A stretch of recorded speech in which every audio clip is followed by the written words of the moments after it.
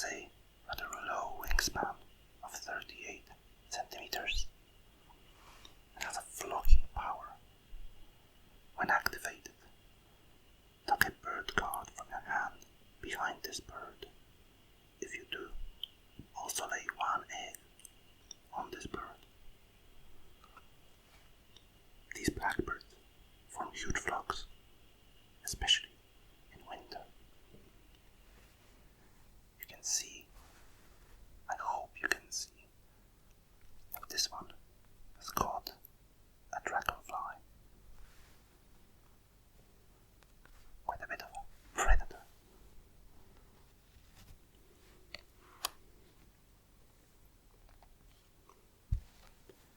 Up next, we have Brewer's blackbird. It prefers to live in the prairie, and it eats mostly wheat. This bird is worth 3 points. Has a bow-type nest, which can hold up to 3 eggs. Has a rather average wingspan of 41 centimeters. This blackbird has a flocking power similar to the one of the previous bird we just read. When activated, take a bird card from your hand behind this bird. If you do so, also lay one egg on this bird. Both of these cards are rather strong, because tucking cards behind birds allows you to score more points, and having a free egg for the activity allows you to purchase more birds or just get more points. So the dual nature of this power is very, very useful. Now the flavor text. Brewer was a prominent 19th century ornithologist and oologist. Don't know if you can see oologist. I'll have to check if that's an actual profession. Never heard of an oologist before.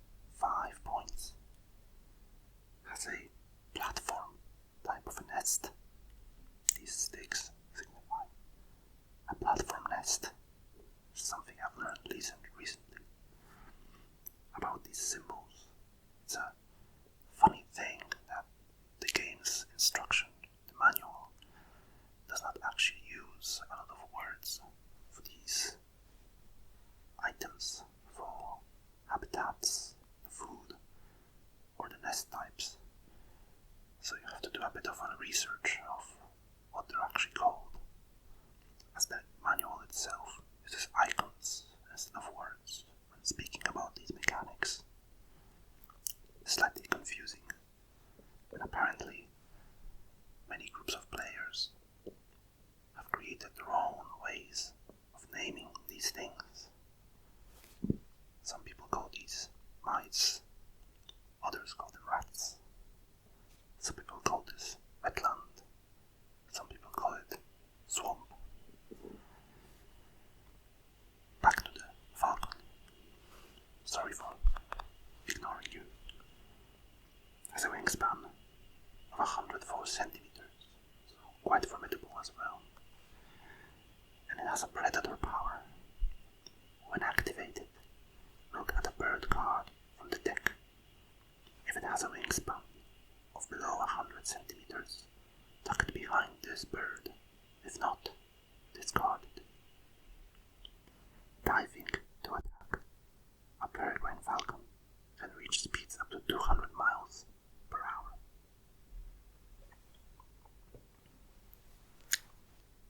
With a fast hunter.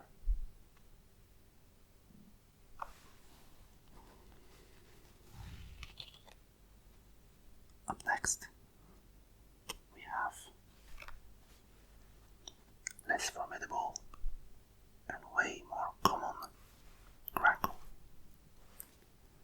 It's very common indeed, as it can be found in wetlands, prairie, and forest. It primarily eats wheat. It's worth 3 points.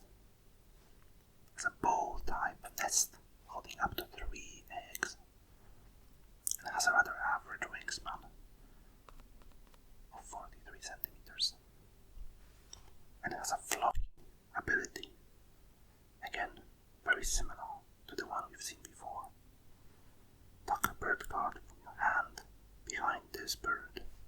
If you do, also lay 1 egg on this bird.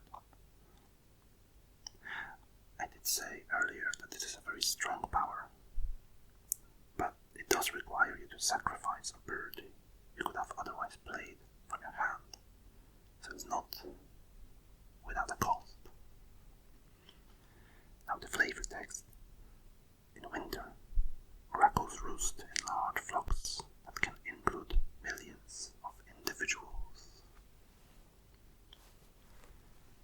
Not particularly impressive of a bird. Let's see, who do we have next? A black-necked stilt. Quite interesting name, considering that it's not entirely black-necked. I would actually say that the neck seems a bit wide. Should have been called a black-wing stilt. But anyway, apologies for insulting you and your name. It lives primarily in the wetlands and eats a lot of worms. It's worth 4 points, and it has a ground nest which can hold up to 2 eggs. It has a wingspan of 74 centimeters, and the power, when played, draw 2 bird cards.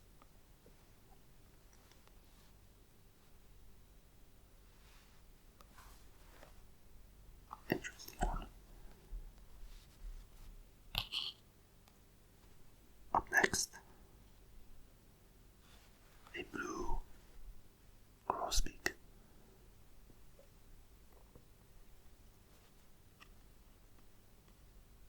That one is a beauty, especially the wings. It's quite a versatile bird that can live in wetlands, prairie, or forest. And it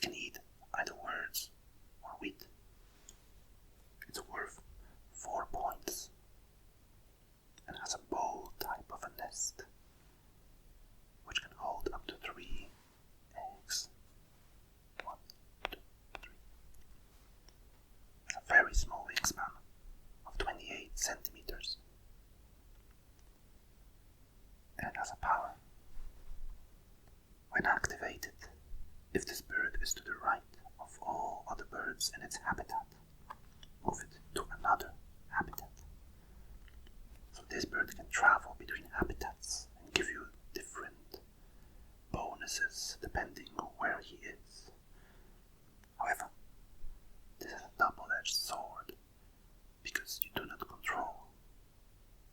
Yes, you do not control whether you move him or not. So you may, sometimes by accident, lose him from the habitat in which you needed him the most. In the flavor text, grosbeaks especially like tangled vines and shrubby areas on forest edges. Wonderful. Probably nicest one we've seen so far. If not necessarily the most useful. But up next we have a Canada goose. Honk honk. A Canada goose can live in the wetlands or the prairie, and it can eat primarily wheat. It's worth 3 points and has a ground type nest holding up to 3 eggs. 1, 2, 3. It has a rather impressive wingspan of 132 centimeters, and it has a flocking power. When activated, discard 1 wheat to tuck 2 bird cards from the deck behind this bird. If you have a lot of wheat, which you probably won't have after paying 2, but if you do, this could generate quite a significant number of points from those tucked cards. And the flavor text says, the oldest known wild Canada goose was at least 33 years old. Silly old goose. Up next, a small bird, a white-crowned sparrow.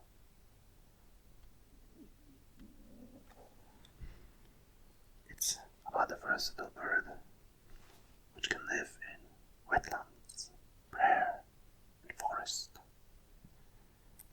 It eats worms and wheat,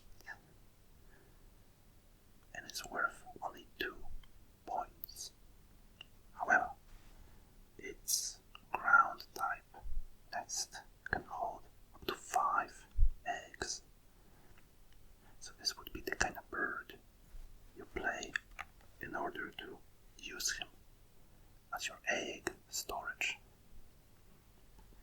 Eggs are a very formidable source of points in late game, as every egg is worth a point.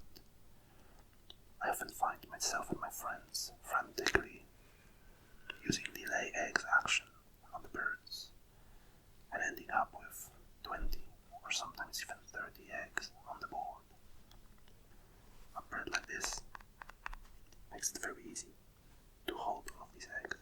It has a rather small wingspan of 25 centimeters. And it has a power that we've seen before on our blue friend.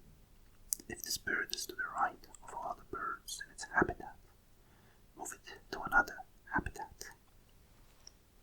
And the flavor text says, these sparrows like shrubby areas in many habitats, from tundra to desert.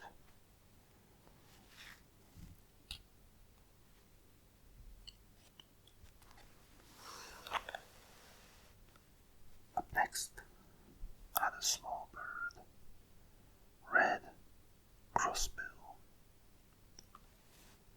very picky with its habitat, as it can only live in the forest, and it eats wheat. It's worth a whopping 6 points.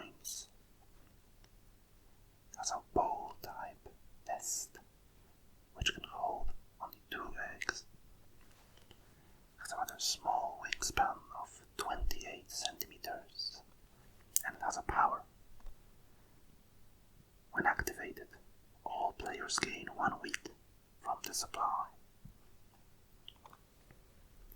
This kind of a bird can be dangerous to play, as you will be accidentally providing other players with food.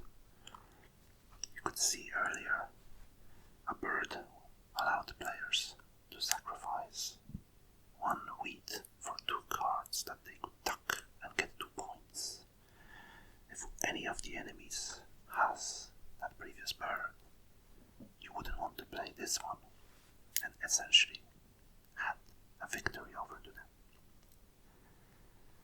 So if you play this one, you need to make sure that you're the one who gets most from wheat abundance.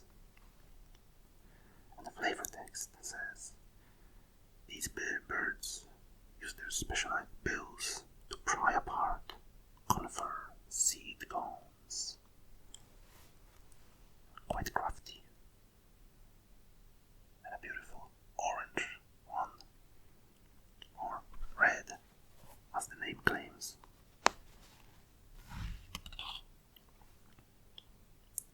Up next, Mississippi kite. It's actually barely visible with the white background. It can live in either the prairie or the forest, and it's not very picky about its food, as it can eat either worm or mouse. It's worth 4 points and has a platform nest which can only hold 1 egg. Has a rather large wingspan of 79 centimeters and a predatory power. When activated, roll all dice not in the bird feeder. If any are mouse, gain 1 mouse and cash it on this card. So, this is a power which randomly will give you points by caching food on this bird. Keep in mind that food cached on birds cannot be used to pay for any other birds. It's there solely to generate points at the end of the game.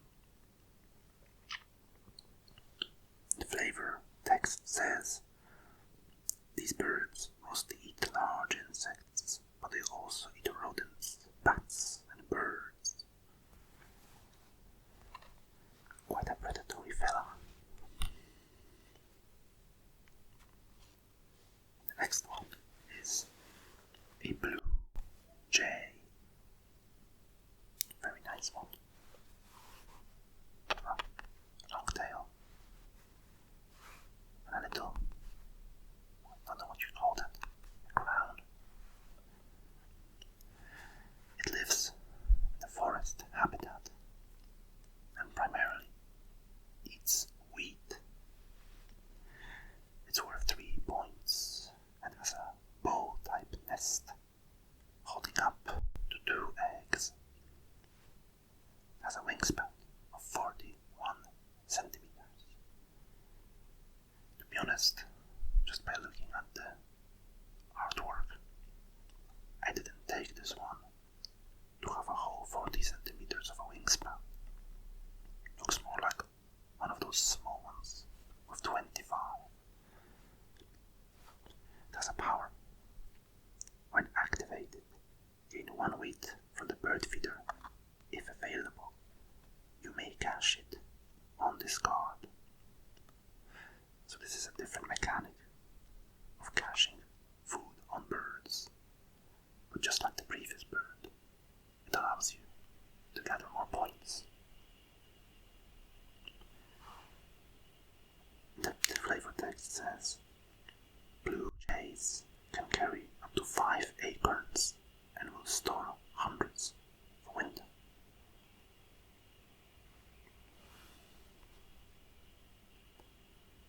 Really beautiful one.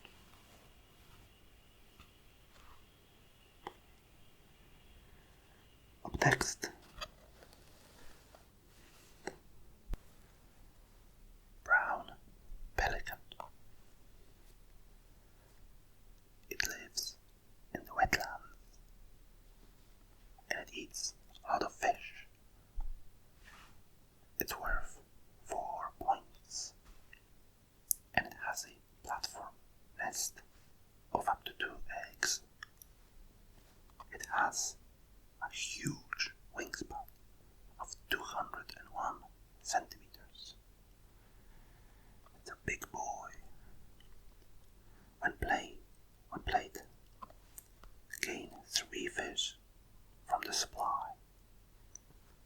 interesting bird because you have to pay 2 fish to play him, but you will get 3 fish back.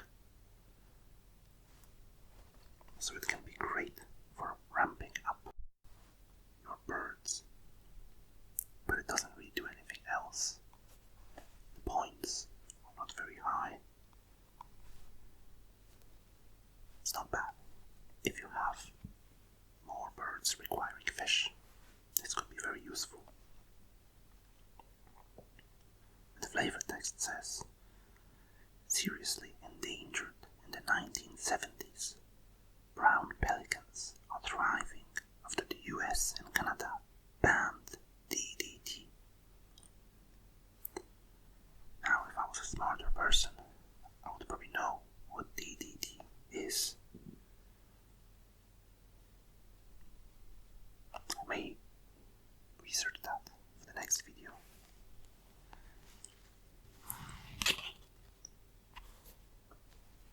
Up next, we have Steller's J. Another bluebird with a nice tail and a bit of a crown. However, his is entirely black. Very interesting color distribution. It can only live in the forest and it eats wheat. It is worth 5 points, so quite decent. It has a bowl type nest of up to 2 eggs, and it has a wingspan of 48 centimeters. It has a power. When activated, gain 1 wheat from the bird feeder if available. You may cash it on this card. The flavor text reads, naturalist Georg Steller saw this bird on a Russian exploration to Alaska in 1741.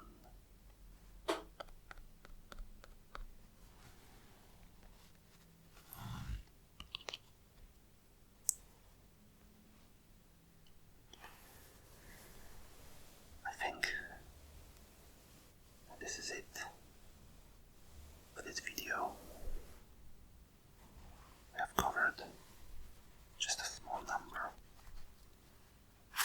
This is a different card, but we have covered just a small number of birds. I will continue these readings with later videos. And for now, Blanky ASMR says